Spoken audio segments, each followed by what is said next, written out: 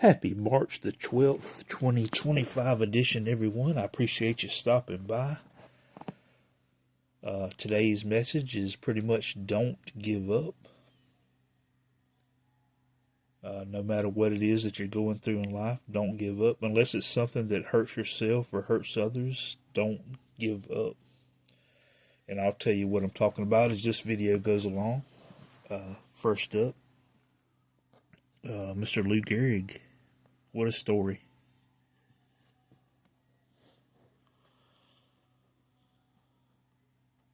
What a story. Lou Gehrig played in 2,130 consecutive Major League Baseball games between June the 1st, 1925 and April the 30th, 1939. So almost 14 seasons. Didn't miss a game.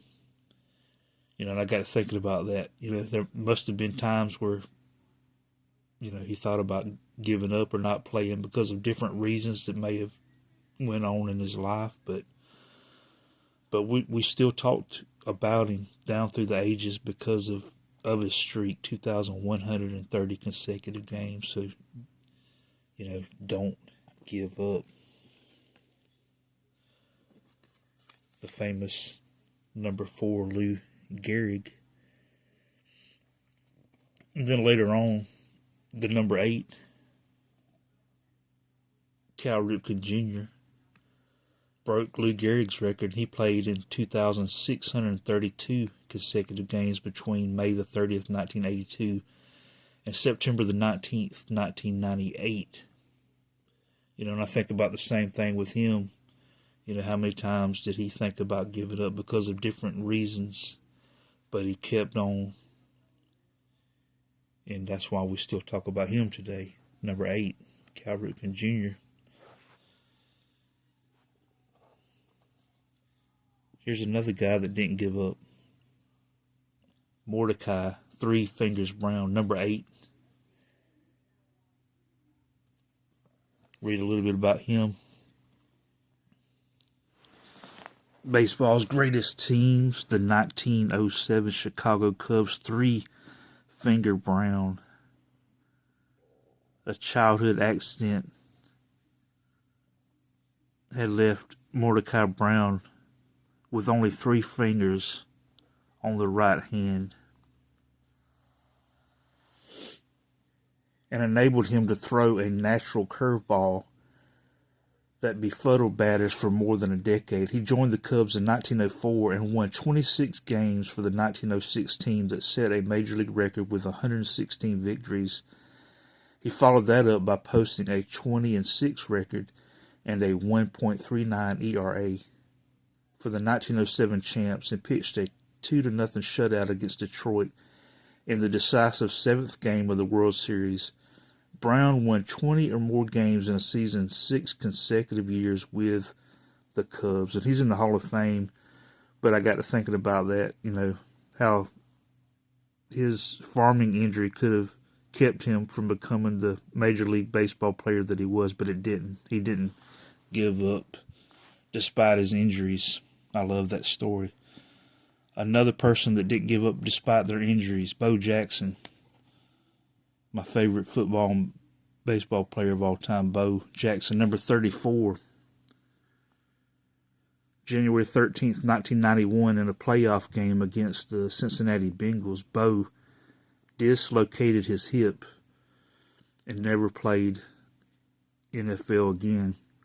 But later that same year, despite being released by the Kansas City Royals, the Chicago White Sox signed him, and he played, I think, like 23 games at the end of the season. So he came back from a major injury in football and played baseball.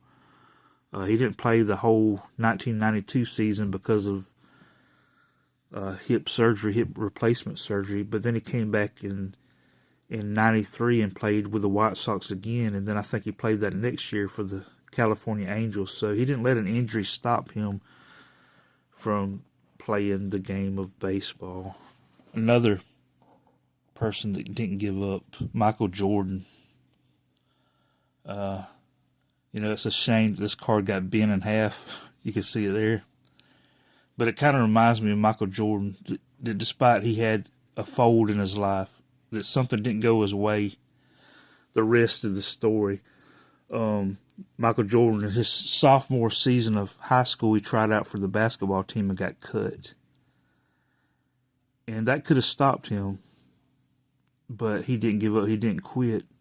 He played for the junior varsity that year, and he grew in height and became stronger and became one of the greatest NBA players of all time. You can read more about him, but 6 championship seasons with the Bulls and one of the greatest NBA players of all time. But he didn't give up despite being cut as a sophomore in high school. So I love that story. I love the don't give up stories, the underdog stories. Great story about Michael Jordan. And here, Ronnie Milsap, another great story from a great singer who could have let his blindness stop him from being the person that he is, but he didn't. The back of this card, Ronnie Milsap was born blind into a poor Appalachian family. The ambitious and talented teenager formed his first band at the North Carolina State School for the Blind. He won a law scholarship and turned it down. Instead, he formed a blues, jazz, country band. It was the beginning of a long list of music industry awards. The Music City News Award for Most Promising Male Artist, 1975, would be most prophetic. For the next decade, he has dominated. But I love the story of Ronnie Milsap. And even though he's blind, he signed this card for me, which I think is awesome. And then the main reason I was doing this video is because back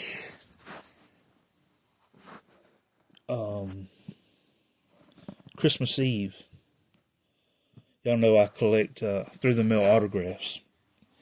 And this was my dad's, actually. That my dad is the one that got me started doing through the mail autographs. But my dad got one back December 24th, 2024, Christmas Eve. And I noticed my dad's handwriting was his normal handwriting, but he had a stroke a while back, so it messed up his writing. He don't write too good. So I knew it was an old return. But how old, I didn't know. But I got to doing some research.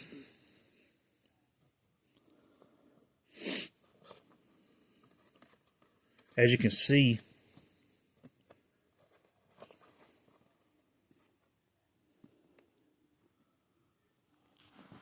it's stamped a return from Tampa, Florida, St. Petersburg, but December 21st, 2024.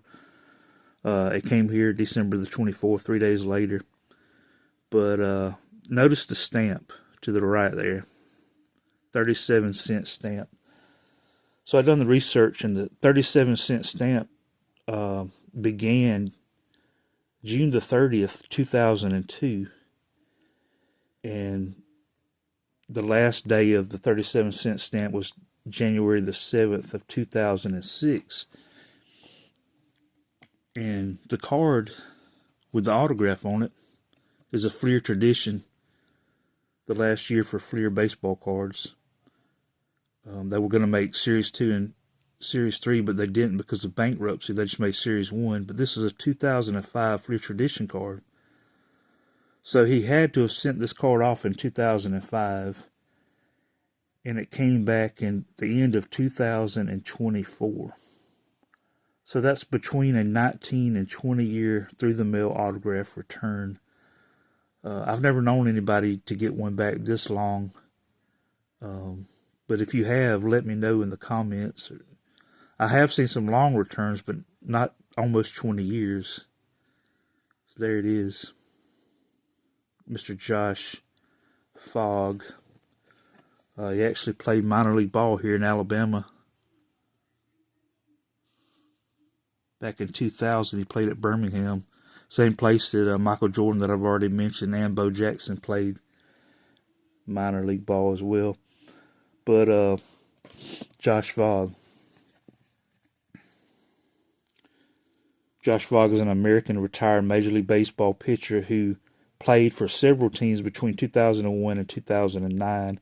Fogg played college baseball for the University of Florida and was drafted by the Chicago White Sox in the third round of the 1998 Major League Baseball draft. He made his Major League Baseball debut for the White Sox on September 2nd, 2001. Also pitched for the Pirates, Rockies, and Reds. During the 2007 season with the Rockies, he acquired the nickname Dragon Slayer. I like that, Dragon Slayer, after he pitched and won against many of the best Major League Baseball pitchers. But there you have my dad's through the mail autograph return after almost 20 years of being away. I don't know the story of why it was gone so long. I don't know if Mr. Fogg kept it for all this time. I don't know if the Postal Service lost it and refound it. I don't know the rest of the story. But I do know it was away for almost 20 years. And that's just a reminder to me.